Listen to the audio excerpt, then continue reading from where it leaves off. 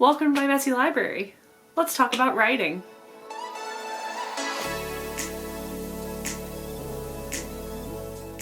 So the month is December and we're just a little over halfway through, and I kind of disappeared in the middle of NaNoWriMo, and so I wanted to jump on, give you guys an update on everything that happened in November, my project, my NaNoWriMo status, so that we can sort of talk about my next steps in this current project and give you an idea of where I've been and what I've been up to.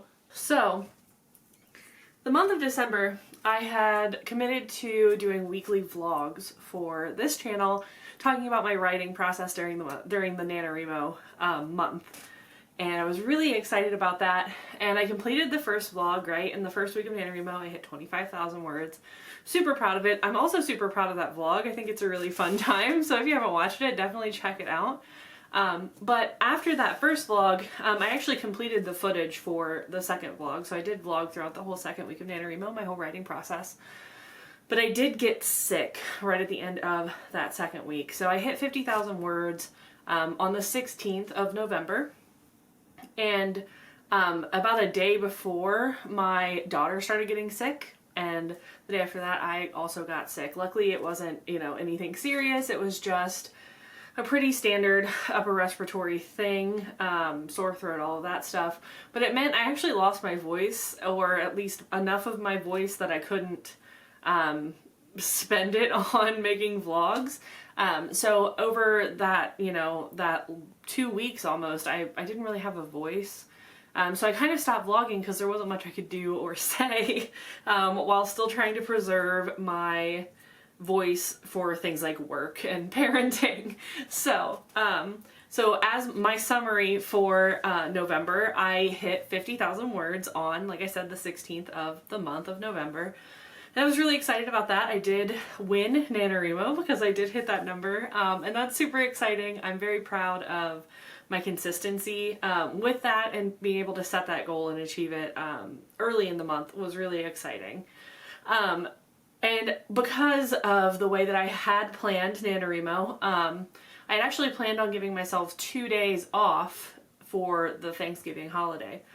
But I also had come to that plan thinking that I would not be necessarily writing every day, giving myself the opportunity to take days off. And what actually ended up happening was that I didn't take any days off. And it wasn't just that I didn't take days off, was that I was really enjoying writing every day, and I was really enjoying going well and above over my goal every day. It became a point of pride for me to do so. So I'll slap up my graph here of how things went over the course of the entire month. All of that being said, I did not miss a writing day, and I did not miss a day of hitting my goal. So for the month of November, I wrote over 1,667 words every day. That ended up landing me right at, I believe, 83,000 or 84,000 words for the entire month. Putting me right at just about at the end of my draft. I believe since the end of November, I've written about 7,000 more words in that draft, and I was able to finish it. So I was able to totally complete my draft of Home for the Holidays, as I'm calling it, which is my holiday sort of a second chance romance, but not quite. It's more of a married couple going through some issues and falling back in love romance, if you want to call it that. So that would be more accurate to what I would call this story. Centered around my two main characters, ending up back in their hometown at the recommendation of their therapist for Christmas so that they can reconnect and find love for each other again. So that was the plot of the story, and it was really fun to write. Ended up being definitely different than what I had imagined, but my outline actually stayed pretty well the same. About halfway through the month, I did re-outline the whole project, and I did that for a couple of reasons. I found that I was doing a little too much to introduce side characters that really weren't providing a whole lot of value in the story, so I think I've handled that a lot better after I did a re-outline. I also was able to cut some subplot stuff that didn't really make any sense, and some secondary plot stuff that didn't really make any sense. And doing that really helped the flow of the story.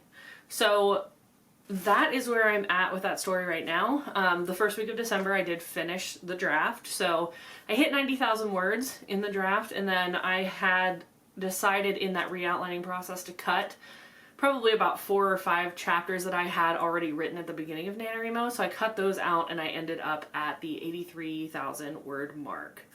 And so that's where I am in the story right now. My next steps with this story are going to be the editing process.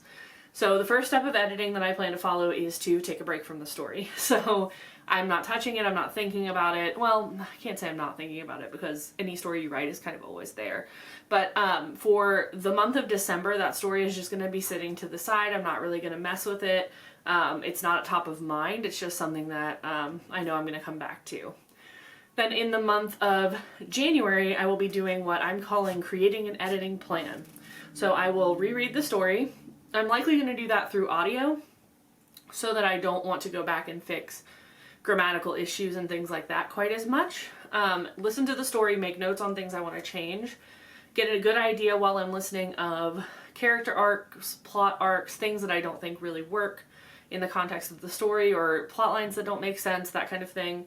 I'm going to work out all of those points, and I'm going to make a developmental editing checklist. So what that's going to mean is I'm going to take each character, decide what things I want to keep and what I don't want to keep. Each plot point, same thing, decide what things in the plot I do want to keep, what things work, what things need adjustments, and what things need to be just trashed. And then the last piece of that is going to be the relationships. So I'm going to look at the way that the characters interact with each other and decide if the decisions that they're making are true to their character and if those relationships are true to their character.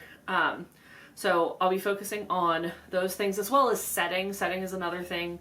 I think there are some settings that are woefully underdeveloped in the story, so I'll go back through and try to build a better setting in those areas for the story. So that will be the first phase.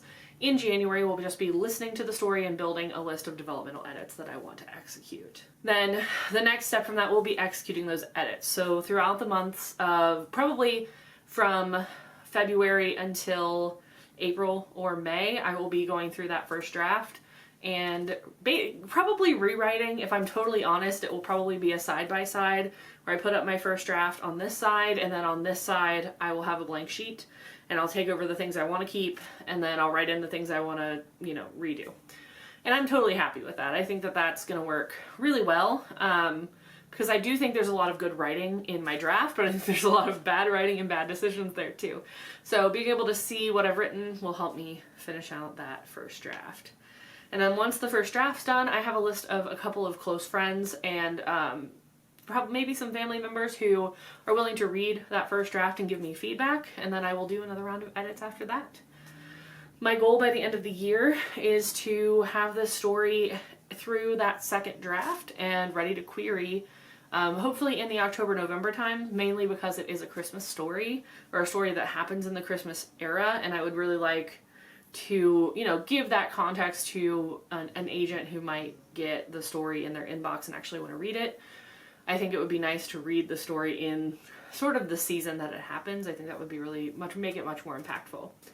So that is where I am with my Home for the Holidays NaNoWriMo story. I'm really excited about it. I'm so excited that I won NaNoWriMo with this story. I love that they decided to do something very loud outside right now while I'm talking. Anyway, so I'm really proud of the story. I'm really proud of what I was able to do, and I think this is one of the best stories I've written. Of course, this is still a first draft, and there's a ton of things that need to be adjusted, so don't get me wrong there.